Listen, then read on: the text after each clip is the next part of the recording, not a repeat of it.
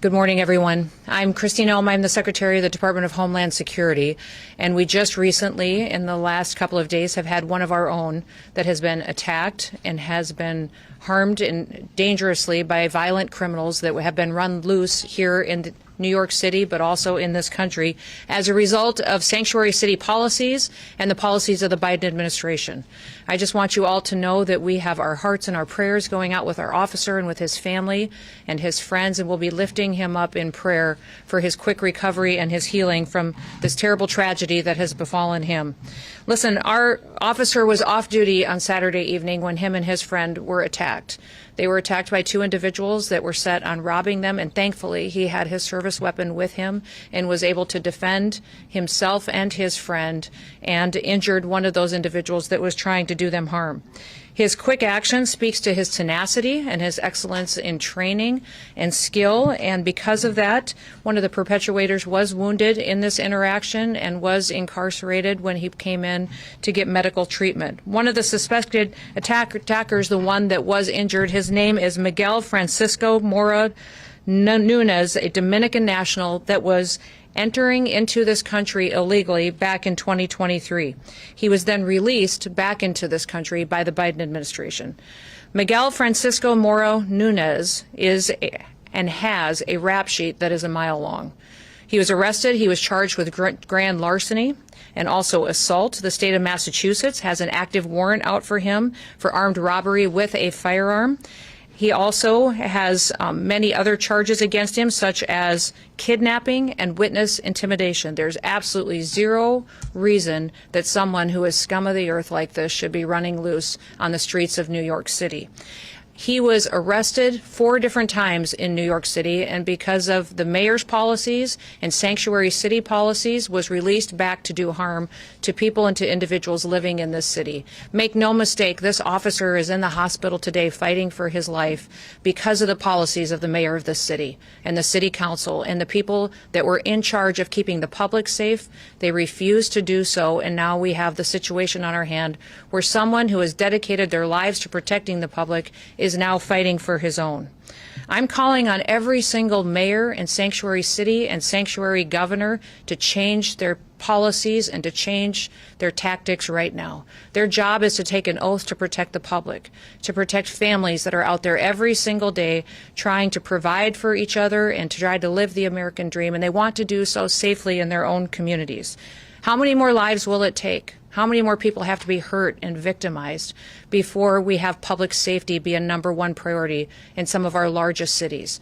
When I look at what Mayor Adams has done to New York City, it breaks my heart to see the families that have suffered because of his policies. We can look across this country at other mayors. We look at Mayor Wu in Boston and what has happened there under her watch. What's happened in LA with the riots and the violence and the protests that have gone on because of Mayor Bass and what she has perpetuated. When you look at Mayor Johnson in Chicago and how devastating it is to live in that city and some of those poorest communities, how they suffer every single day with the violence that's in front of them, just because these individuals are protecting criminals. They're protecting criminals who go out and murder, rape, rob. They perpetuate violence on our children. They traffic them and drugs and damage this country every single day under the protection of sanctuary city and governors who put in place these policies that allow them to perpetuate these crimes with no consequences. What I would say is today, my hope is that this would wake up these individuals, and they would recognize that they can't keep letting these dangerous criminals go free. They can't continue to let these individuals be brought in for crimes they're committing against the public and then releasing them right back onto the streets with no consequences whatsoever. Fortunately for us today, our officer survived. He survived. He's going through a very difficult time, and I would ask that you respect him and his family and his friend who was with him and what they have gone through. But I would also say that we can't guarantee that the next victim of these dangerous criminals will be treated the same or will be able to get through this dangerous situation. We were able to bring the second individual in and have detained him as well, and he will face consequences and hopefully strong prosecution for his crimes and his involvement on Saturday night. But my hope is that we can can continue to, when ICE is out in our communities and they're lodging detainers against individuals that are in this country illegally perpetuating crimes, that we would have a city like New York City start to honor them and allow us to bring these criminals to justice, allow them to get them out of our communities so that they can't continue to hurt people like we saw on Saturday night. We still have a lot of work to do. We've seen violence against our officers go up over 830% just in recent days because of the rhetoric out of politicians and the rhetoric out of individuals who are letting this victimization go on and on against the public. So I would call on everybody today to recognize what can happen, how in one moment someone's life can change, their whole family can change. And it is happening every day across this country. And this officer and his family, while today they are suffering, they still continue to serve the public and recognize that they want to go back out and make sure that they're doing all that they can to uphold the rule of law in this country. We're doing everything in our power to make sure that our officers out on the streets have the equipment and the training and the resources and the backup that they need to do their jobs, but they should never have to deal with an individual who was arrested 4 different times for violating the law and then released. And that individual was released on the streets of the city because of Mayor Bass's policies and because of his city council's policies and because of politicians who talk big and then people get hurt. People get hurt, and in many cases they end up losing their lives. Let's hope that that's never true and that today is the day that those policies change and people get the courage to make sure they're making the decisions that actually do protect people going forward. We're going to bring the perpetuators of violence to justice. President Trump has promised that for the American people, and he's going to follow through on it. I'll do all that I can, and I'm so grateful to have partners like Rodney Scott with me from Border Patrol and Protection, and also with Tom Homan as the borders are. We'll continue to work to make sure that we're dealing with the violence that we see on our streets, but we also recognize that here in these sanctuary cities, it's much more dangerous because of the politicians who aren't taking responsibility for what they're doing. They're setting the American people up to become victims of crime, and it has to stop today. I'd ask you all to keep our law enforcement officers in your prayers, their families, as they face the environment that they do every day while they do their job. This officer wasn't even on the job. He was out enjoying a beautiful evening with a friend of his and was a victim of crime, and it ended up with him mortally and seriously wounded, and he is going to, because of the great care of the doctors that are taking care of him today, pull through. But our prayers are going to be with him and his family as they work their way through this situation. With that, I will turn it over to Rodney Scott, who is the Commissioner of our Customs and Border Protection. Thank you, ma'am. Thank you for being here. Thank you, Madam Secretary, for all the support that you've given us and the support you're showing our officers today and the comments that you just made. My name is Rodney Scott. I'm currently the Commissioner of United States Customs and Border Protection. But as I talk, I want you to remember that I was also the Chief of the United States Border Patrol until 2021. I want to really start by thanking the medical personnel here in New York City at the hospital, the EMS workers, and even the guys behind me in blue that have shown tremendous support to our officer and to his family as well. We should not be here today. The reason these 2 assailants are inside the United States today is because of failed border policies by the Biden administration. I personally warned the Biden administration against their open border policies in 2021. I was ignored, and exactly what I predicted, many of us predicted, happened. Total chaos along the border. These 2 individuals, the 2 assailants, were released into the United States after being apprehended because of failed policies. President Trump stepped up and fixed those failed policies on January 20th of this year. With the support from Secretary Noem, we now have one of the most secure, we have the most secure border that I've ever seen in my entire lifetime. Much of that resolution was by fixing failed policies based on facts and evidence. Sanctuary city policies across this nation and some of these, and even states in some cases, are failed policies. The facts and evidence are there in front of you. It's time for local leadership and state leadership to step up to the plate like President Trump did. Acknowledge crime as crime.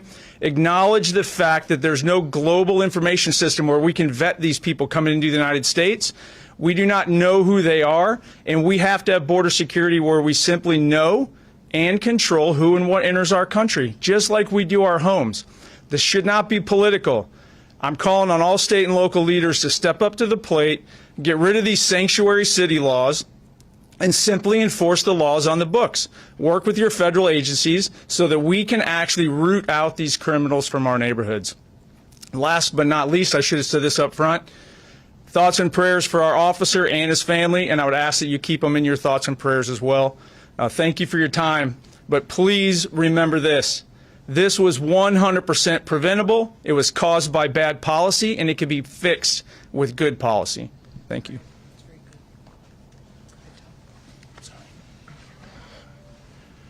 I visited the officer last night. Of course, he was heavily sedated, so I didn't have words with him, but I did talk to his family. They're devastated. It's just a shock to the soul when you walk in and see that young man laying there. Secretary said it, Rodney said it, sanctuary cities are sanctuaries for criminals.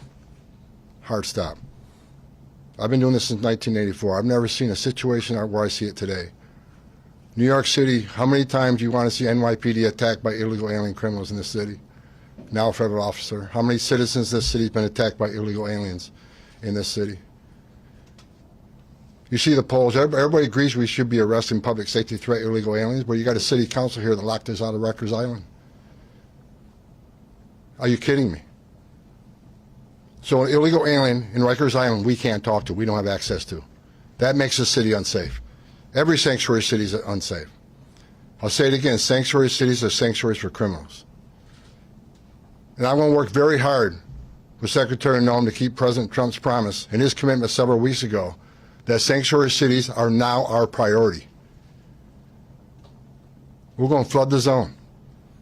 You don't want to let us into jail to arrest a bad guy in the safety and security of a jail. You want to release him into the street, which makes it unsafe for the community, makes it unsafe for the officer, makes it unsafe for the alien. Anything can happen on a street arrest.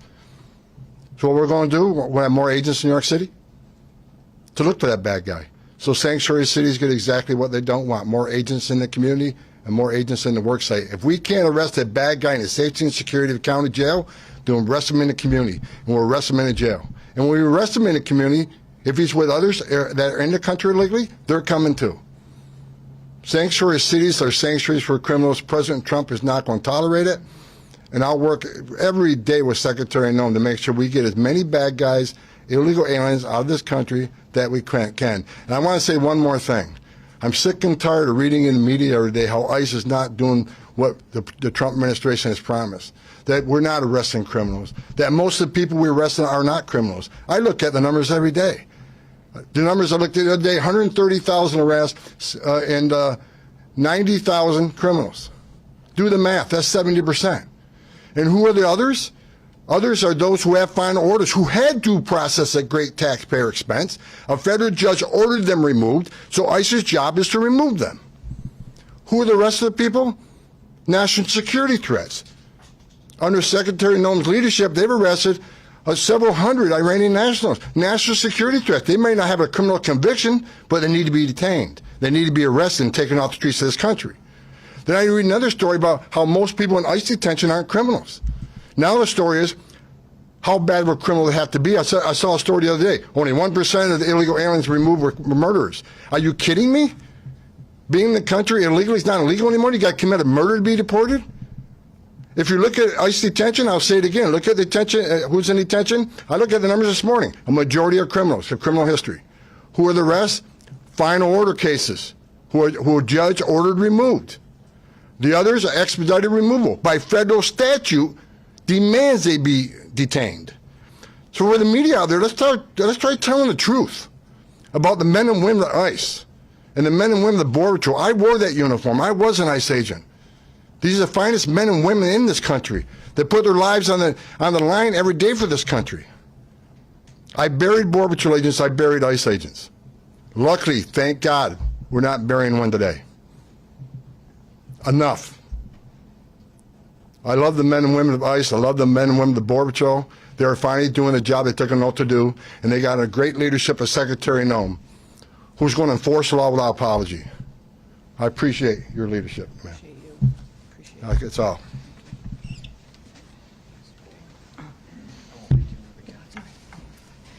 Good morning. Diane Sabatino, Acting Executive Assistant Commissioner, Office of Field Operations. First, I certainly want to express my heartfelt thanks to Secretary Noem, Commissioner Scott, and Border Czar Homan for the incredible support they've demonstrated for the New York Field Office, Office of Field Operations, the last couple of days. It is a tragic scenario to get a phone call about an officer, any CBP, Customs and Border Protection employee, that's injured in the line of duty. It was even more tragic, this individual off duty. They picked the wrong guy in this particular case, two assailants, just a crime of opportunity. Unfortunately, and I apologize, I'm a bit overwhelmed. I saw the officer this morning, and having met him before and seeing how challenged our officers are in taking care of each other during this hard time. But just to get back to what I was saying, they picked the wrong individual to try to rob. And thank God, when we invest in our CBP officers, we invest in training, we invest in vigilance 24/7. Our officers and our agents stand watch 24/7 on the front line of the United States of America. And we'll take action, and we'll demonstrate that vigilance and dedication at any opportunity. That's great. Thank you. Go ahead, Frank. Morning, everyone. My name is Frank Russo. I'm the Director of Field Operations for U.S. Customs and Border Protection in the New York Field Office. We sit on a historical site. This building, One World Trade Center, sits on the very footprint of our old custom house. We were here from 1973 until 9/11. The memorial fountains that sit outside this window remind us of the attacks on 9/11. We have employees who were here for the first attack in 1993. They were here for the attack on 9/11, and they're back again. Our officer who was attacked on Saturday night embodies all the courage and resiliency of all our employees in CBP who are here in the New York Field Office. And our hearts are with him and his family as he recovers. And we ask that you all pray with us for his quick recovery. These acts, as the Secretary, Commissioner, Assistant Commissioner, Mr. Homan mentioned, should not have happened. And we need your help to make sure that they don't happen again.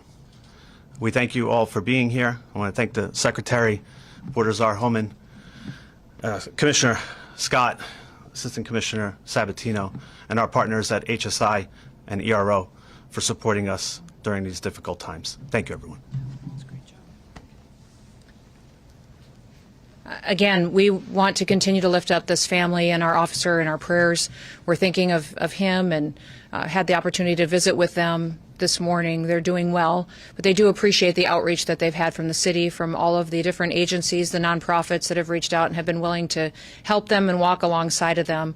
But they also recognize, when I asked them if there was anything that they needed, they said, go after these criminals. One of the things he would have appreciated the most is if you doubled down on these bad guys that perpetuate crimes like these and even use these mopeds to commit their crimes and are well known for using them throughout the city to go out and to rob poor innocent people who are out enjoying an evening on the town with their family members. So we will continue to take that encouragement to go after criminals in this country, and especially those who have perpetuated acts like this that shouldn't be here and should never have been here.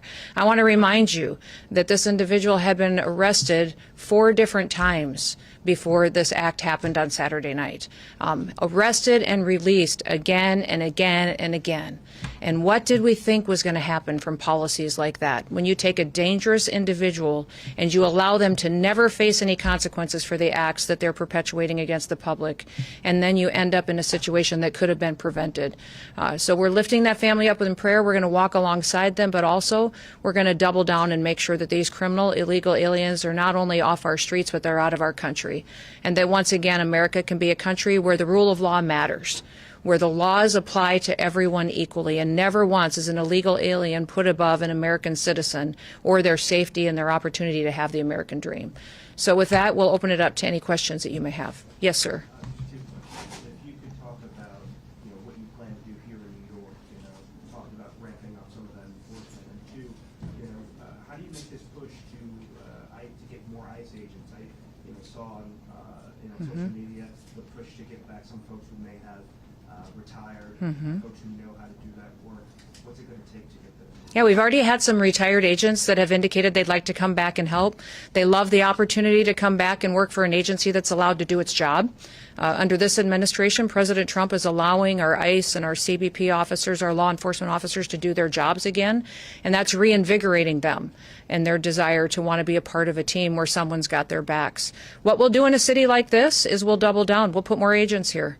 We'll put more personnel here. We'll give them more equipment, more training for situations where they may have to go into a dangerous neighborhood where local law enforcement won't be there to have their backs. And we'll continue to talk to the public about the truth of what we're doing. The media has lied over and over and over again about what President Trump has given us as direction to do in this country when it comes to criminal illegal aliens. We have prioritized them. They are our targets. We're going to go after those individuals that are perpetuating crimes in our country and remove them and get them out and have them face consequences for what they're doing. So what you will see when you have a mayor like this, a city council like this, that's allowing their people to be victimized, is that we will follow through on our promises. We'll put more people here, more agents, more resources, and we'll have more federal agencies deployed in task force models so that they can go out and do their operations and do them safely. Yes, sir. Secretary, on targeting violent people, Mr. Holman just said we're going to flood the community, and if there are people in the country illegally not accused of crimes, we'll pick them up too. We've seen outside immigration court here in New York City, people still with pending green card claims, pending asylum claims are grabbed right outside of court. So my question is this: I understand you say you're targeting mostly violent people. Are you not undercutting your own argument when you arrest those other? Absolutely not. What we're doing is we're targeting those individuals that are perpetuators of crimes in this country, those who have final removal orders, those who have undergone due process and are needing to be removed from this country. We will do that. The biggest problem we have here in this city is that they don't honor our detainers, is that they're releasing people out of the court system, out of jails, and we have detainers against them, and local law enforcement isn't cooperating with us to honor those so that we can get these individuals off the streets. So we're going to continue to do that work every day, but it would be much safer for law enforcement, much safer for the public, if we could do it in partnership with local law enforcement. And we do that across the country.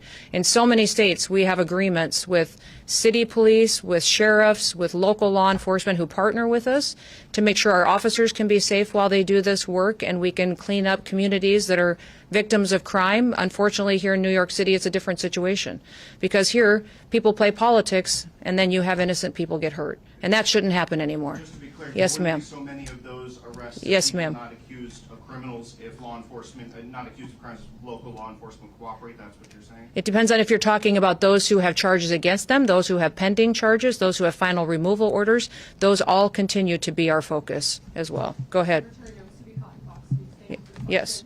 question. Yesterday we learned the suspect, Miguel Francisco Mora Nunez, was once deported and then re-entered the country illegally through the Arizona border sector. Can you explain how and why that was able to happen? Well, if you look at what happened during the Biden administration, which is when he entered this country, was that basically anyone who crossed the border was granted an asylum and given a notice to appear in court, and he never did. Never showed up, of course, which was happened with millions of individuals who came into our country. And that's the task that we now have under the Trump administration, is cleaning up the ramifications of that invasion of our country. Remember, people came to this country through an open border and those policies that were terrorists, suspected terrorists, people who were violent criminals from across the world, individuals who were emptied out of prisons and mental institutions, and they came to this country, and Joe Biden and his administration just opened the door and let them flood in. The individuals that perpetuated this crime and violence against our law enforcement officer on Saturday night and his friend were two of those exact same type of individuals that crossed the border under those policies. They shouldn't have been here. They had been arrested in the past and released again. I'm thankful we have a president now who's not going to allow that to happen anymore. Yes, sir. The arrest of the second suspect, what's his immigration status? He's an illegal in this country as well. And so he has been brought in. Excuse me? Can you tell us more about when he was detained? He was detained earlier today and was brought in. It's a case that we will continue to work, but he was a part of this robbery on Saturday night, and hopefully he will face full consequences for being a part of that. Entered under Biden also. He did. They both entered under Joe Biden's policies, and we're grateful for the work of our HSI individuals who were able to go out there and partner with other agencies to bring him in this morning. Yes, sir. Are there going to be any federal consequences for, I mean, you clearly laid the blame at the feet of our mayor and our legislature. And your city council. And our city council. Yes. Are there going to be any federal consequences for courts that continue to release migrants who are not only here illegally, but have committed or are charged with committing violent predicate felonies? Well, I just want them to know that we will use every tool at our disposal that we have the authority to under the federal government to bring safety to the people of New York City and to other sanctuary cities across this country. One thing I would encourage the public to do is to continue to speak out for safety, for the ability to walk their kids to school in the morning, for the ability to sleep at home at night safely and not have to worry about violent crime happening right outside of their doorsteps. I've been here in the city several times doing different operations with our ICE officers, with HSI officers, and it's amazing to me how you can be out on the street early in the morning while we're incarcerating many of these individuals who perpetuate violent crimes, and the citizens who live in those neighborhoods walk by us and they say, "Thank you. Thank you for being here. Thank you for helping us. Nobody would help us, and we've had to live like this for years. Thank you for giving us the chance to be able to walk down our street again without having to worry about who's going to attack us, who might hurt our children, or what might happen to our small business today." That's our mission every day, is to make sure that we're not going to do what Joe Biden did or what these sanctuary politicians do. They decide who has to be a victim and who doesn't be a victim when they pick and choose who they're going to uphold the law against and who they're not going to. And many times their policies have treated illegal criminals better than they have U.S. citizens. It's wrong and it needs to stop.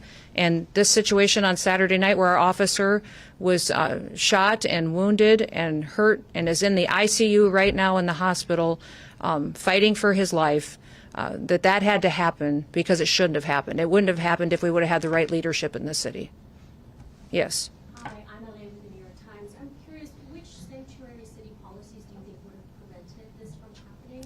And was there an ICE detainer for the man who was arrested? I can't speak directly if there was an ICE detainer out against this individual right at this time, but he had been arrested 4 different times, had several charges against him. If you remember, I spoke about his charges in Massachusetts as well for kidnapping. He had charges against him for larceny.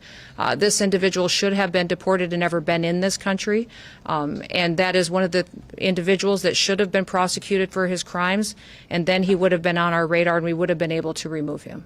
And if I could, there was a Yes. detainer. But the issue, as the Secretary said, he was arrested at least 3 or 4 times by NYPD, but they're not allowed to work with ICE on your sanctuary city policies. That's what the Secretary's getting to. Cops should be working with the cops. This should be a nonpartisan issue. Cops working with the cops to keep New York safe. We're not asking them to be immigration officers. We're asking them to help us remove public safety threat illegal aliens from this country, but NYPD is not allowed to do that, and that's exactly what happened in this case. Have you spoken with Mayor Adams about this, and what was his response? We have spoken with him about the policies before and asked him to change those policies. There's times that the NYPD, and I believe that's still in place, that if one of our officers is in jeopardy, they're still backing us up on that, but not doing operations with us, which does happen in many other cities and other jurisdictions. We wish we had that kind of partnership with Mayor Adams, and I know you guys have got a leadership election in this country or in this city that's going to be happening soon. Boy, start looking at the candidates today and see which one is going to start making this city safer, because you've got a mayor today that could have done better, and maybe he'd have more support today if he'd have put his people first. If you look at Commander Shell of NYPD, did an op-ed last night that I read, and I saw him doing an interview this morning. He's got 4 decades NYPD. Even he spoke up, said this should never have happened. NYPD should be working with ICE on criminal aliens.